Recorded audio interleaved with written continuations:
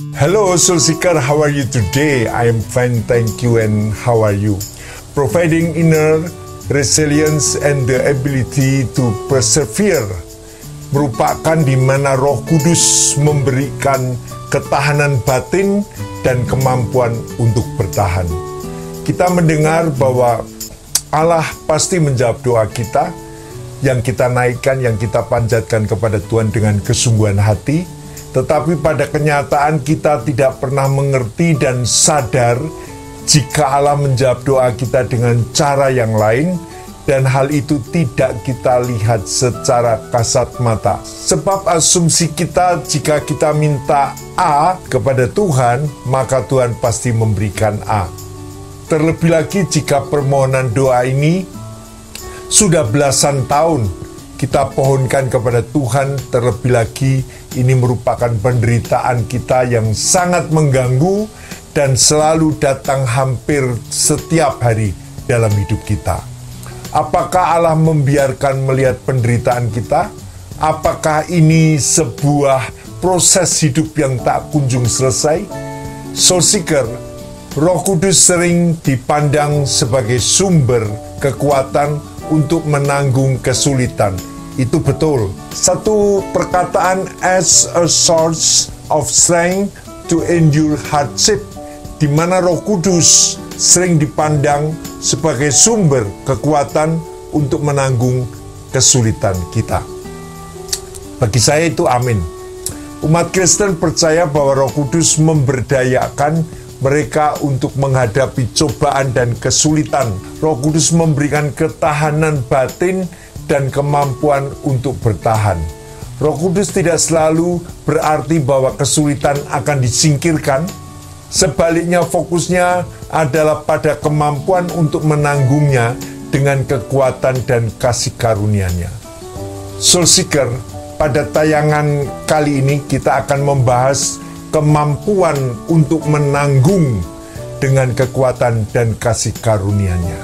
Tetaplah di channel Think of Soul, sebab aku akan melanjutkan percakapan kita, diskusi kita setelah tayangan video yang kali ini. Yuk, silahkan.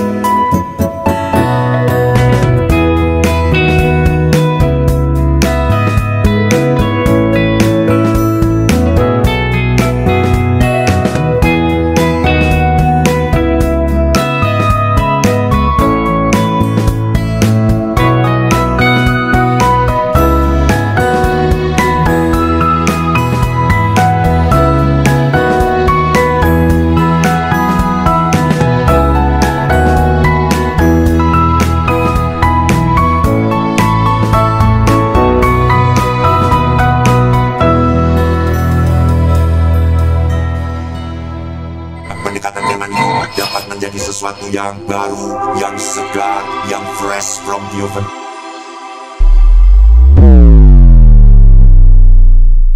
Soul Seeker, bacaan kita diambil dari kitab 2 Korintus 12 ayat 2 sampai dengan ke-10. Aku tahu tentang seorang Kristen 14 tahun yang lampau, entah di dalam tubuh aku tidak tahu, entah di luar tubuh aku tidak tahu. Allah yang mengetahuinya. Orang itu tiba-tiba diangkat ke tingkat yang ketiga dari surga. Ia tiba-tiba diangkat ke Firdaus, dan ia mendengar kata-kata yang tak terkatakan, yang tidak boleh diucapkan oleh manusia. Atas orang itu aku hendak bermegah, tetapi atas diriku sendiri aku tidak akan bermegah. Selain atas kelemahan-kelemahanku, dan supaya aku jangan meninggikan diri karena pernyataan-pernyataan yang luar biasa itu. Maka aku diberi suatu duri di dalam dagingku, yaitu seorang utusan iblis untuk menggocoh aku, supaya aku jangan meninggikan diri. Tentang hal itu aku sudah 3 kali berseru kepada Tuhan, supaya utusan iblis itu mundur daripadaku.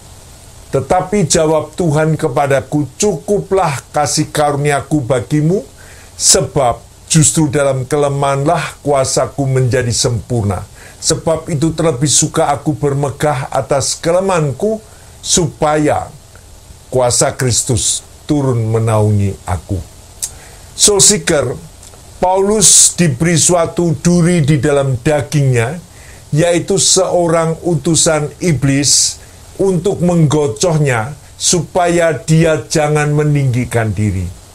Dan tentang hal itu, Paulus sudah 3 kali berseru kepada Tuhan supaya utusan iblis itu mundur daripadanya. Tetapi Tuhan mengatakan, cukuplah kasih karunia bagimu.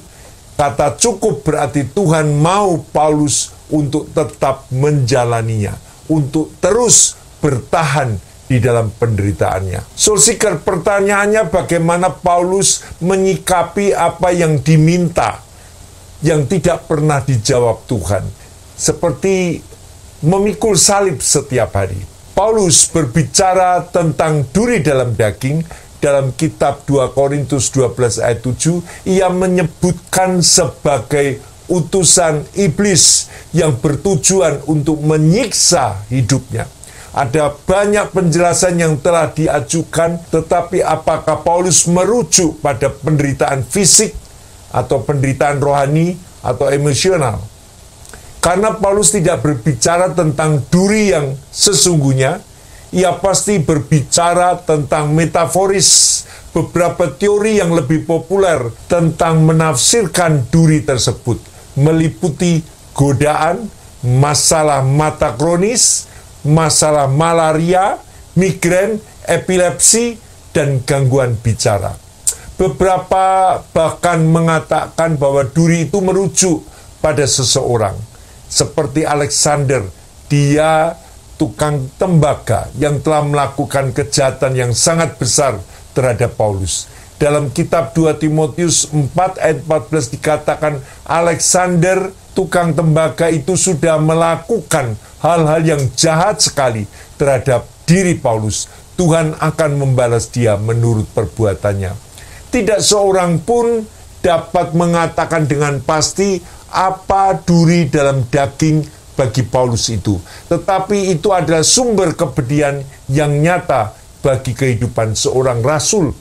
Apakah duri itu yang kita hadapi saat ini bersifat fisik, keberadaan pada tubuh kita yang lemah, yang sakit, atau emosional kita yang justru seperti pedang yang menikam diri kita sendiri, atau spiritual yang tidak tentu membuat kita tahu bahwa kita mempunyai kelemahan rohani sehingga itu membuat kita berbuat dosa.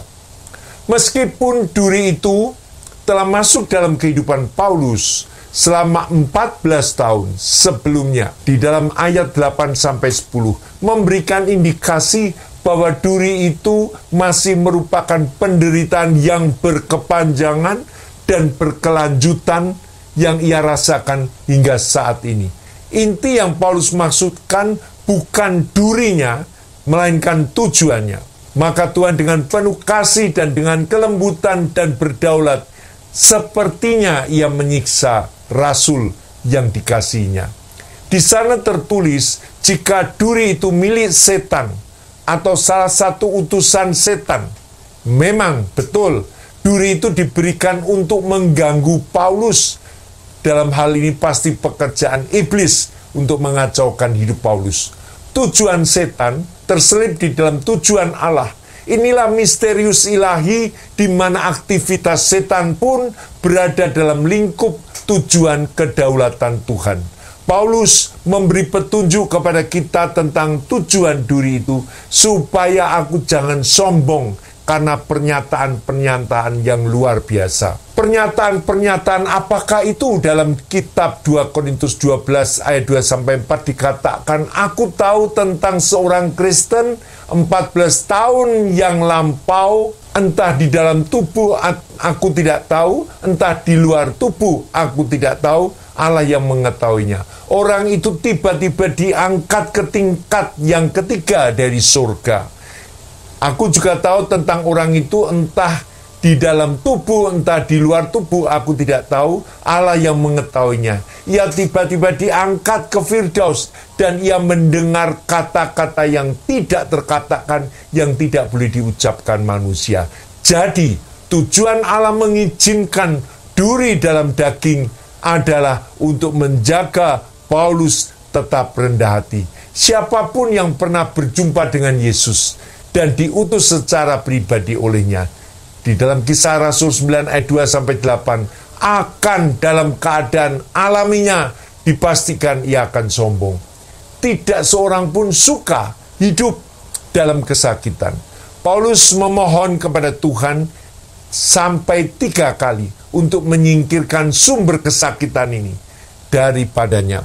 Dalam 2 Korintus 12 ayat 8, mungkin ada banyak alasan yang bagus mengapa ia harus terbebas dari kesakitan, supaya ia dapat melayani lebih efektif, ia dapat menjangkau lebih banyak orang dengan Injil, ia dapat lebih memuliakan Tuhan. Namun, Tuhan lebih peduli dengan membangun karakter Paulus dan mencegah kesombongan. Alih-alih menyingkirkan masalah itu, apapun itu, Tuhan memberikan Paulus kasih karunia yang melimpah dan kekuatan yang lebih untuk mengimbangi. Paulus belajar bahwa dalam kelemahan, kuasa Tuhan menjadi sempurna. Dan apa maksudnya kerendahan hati Paulus? Agar aku tidak menjadi sombong. Apa ini maksudnya? Dalam kata kerja di sini dikatakan dalam Yunani, bahasa Yunaninya hypereiromai, berarti ditinggikan. Tujuan duri itu adalah untuk meredakan keyakinan bahwa Paulus akan diam-diam menjadi sombong atas pengalamannya yang tak terlukiskan ketika dia diangkat ke surga. Paulus melakukan permohonan kepada Tuhan di dalam doanya selama 14 tahun. Sebanyak 3 kali agar duri itu dicabut supaya utusan iblis itu mundur daripadaku. Soul Seeker, 14 tahun Paulus mengalami penderitaan duri dalam dagingnya. Dan dia sudah berdoa sebanyak 3 kali kepada Tuhan, memohon kepada Tuhan. Ia tidak mengajukan permohonan lebih dari 2 kali, melainkan kurang dari 4 kali. Sebaliknya permohonan itu lengkap, menyeluruh, dan penuh. Ia tidak memohon dengan ragu-ragu dan sambil lalu saja. Kata kerja yang dia gunakan, ia memohon kepada Tuhan, parakaleo, bukan sekedar meminta, tetapi memohon. Sudah memperjelaskan hal ini, bahwa ia memohon kepada Tuhan, bahwa Paulus memohon kepada Tuhan agar duri itu dicabut, dan ini merupakan bukti lebih lanjut bahwa Tuhan adalah pribadi yang secara providensial berada di balik pemberian duri terhadap Paulus. Paulus melihat 2 jalan ke depan. Tuhan bisa saja menyingkirkan duri itu, dan Paulus melanjutkan hidupnya, melanjutkan pelayanannya, atau meninggalkan duri itu, dan Paulus akan selamanya lumpuh dan terhambat dalam hidup pelayanannya. Tetapi Tuhan menjawab dengan pilihan yang ketiga.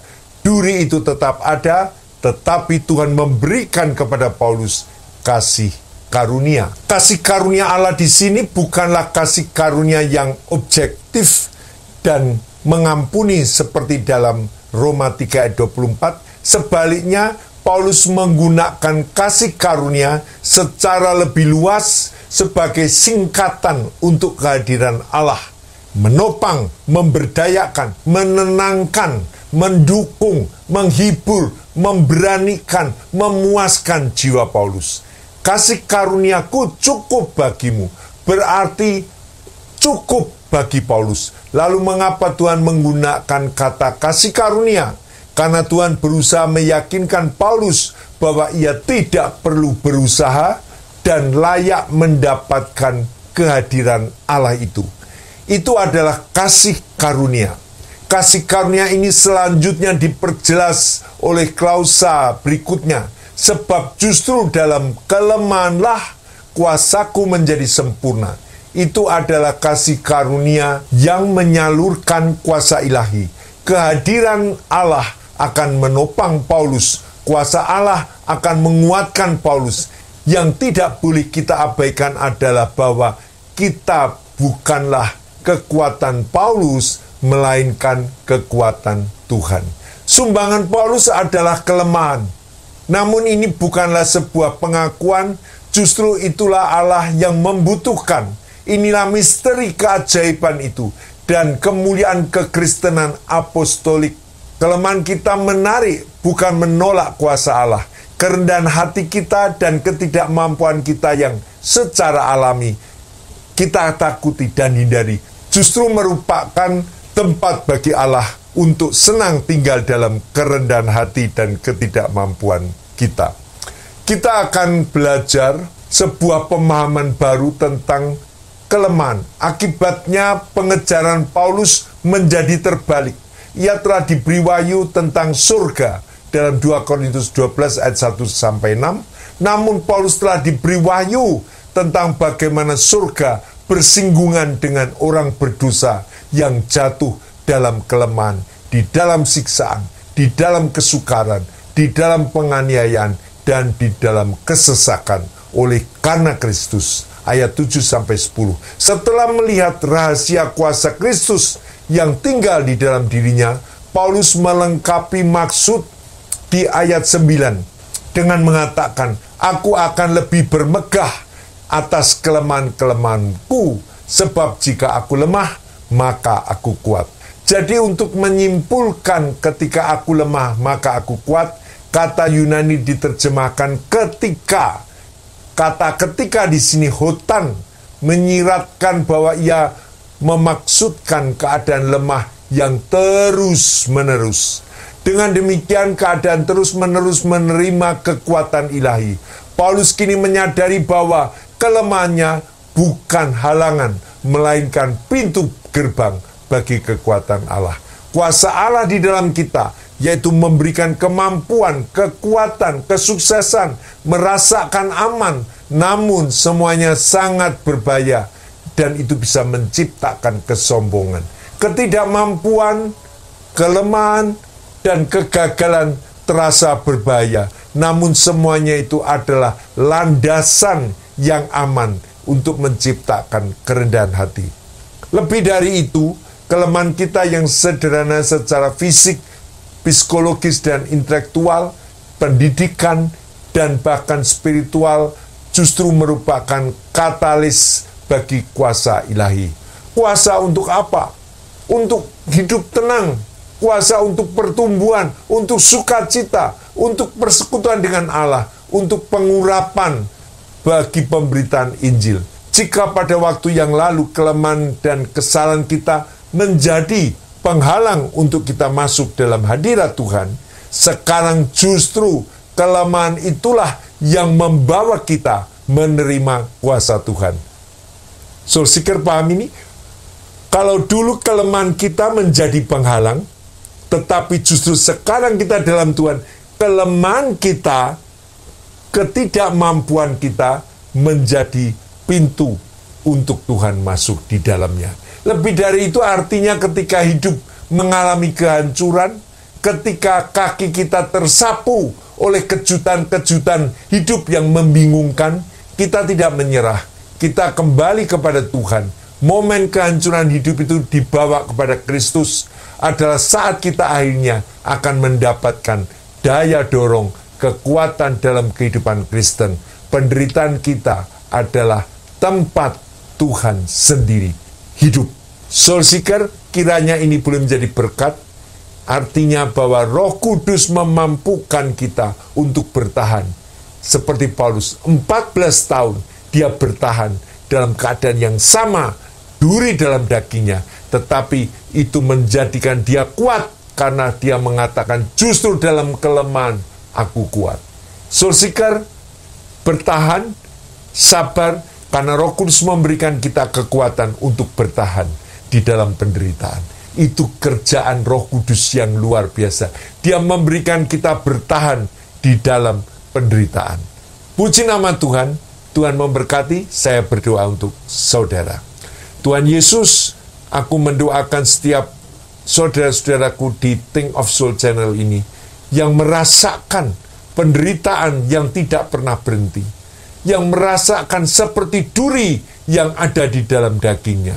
Dan kami sudah berdoa Tuhan, tetapi Tuhan menjawab dengan cara yang lain. Justru di dalam kelemahan-kelemahanku, kuasa Tuhan menjadi sempurna. Terima kasih Tuhan, ajari kami mengerti ayat ini, ajari kami untuk memahami apa yang Tuhan mau, supaya kami membawa berkat yang daripada Tuhan, yaitu berkat daripada Roh Kudus untuk senantiasa bertahan di dalam penderitaan. Puji nama Tuhan, di dalam nama Yesus kami berdoa. Amin. Tuhan memberkati Soul Seeker, dan sampai jumpa. Have a new Shalom Aleichem. Tetap semangat, tetap bertahan. Haleluya. Amin.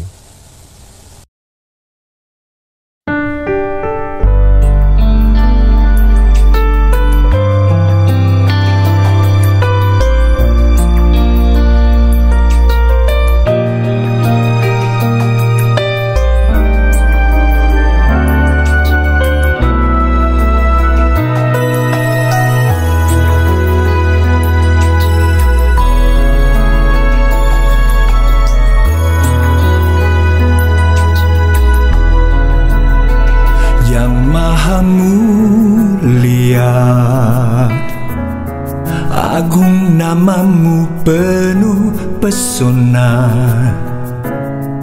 yang bertata di tempat yang tinggi.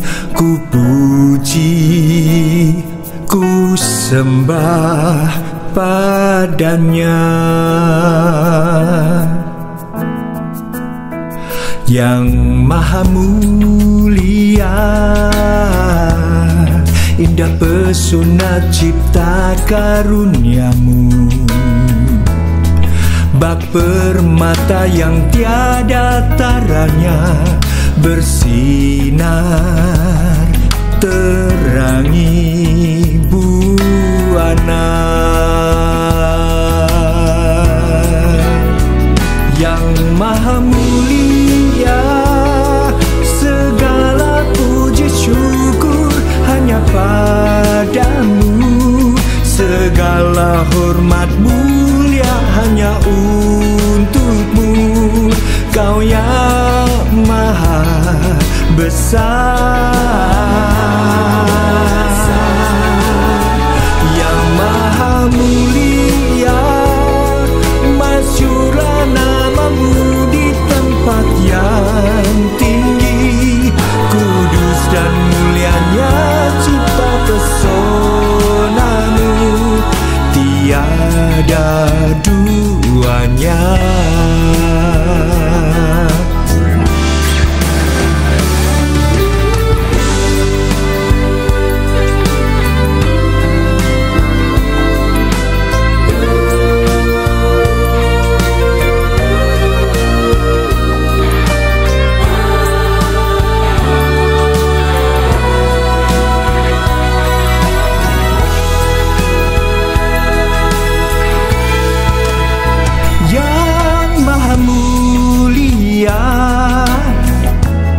Kasihmu bagai bintang di langit, cintamu bak pasir di samudra.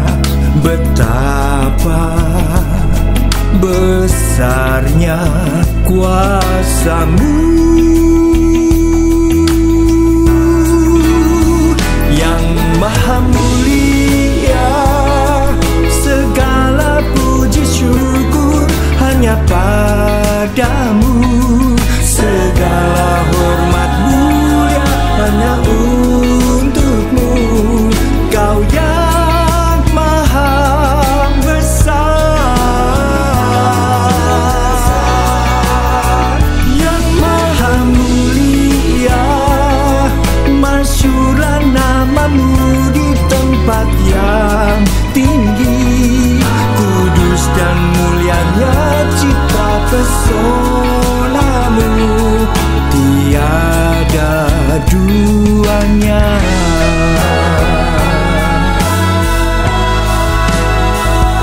Yang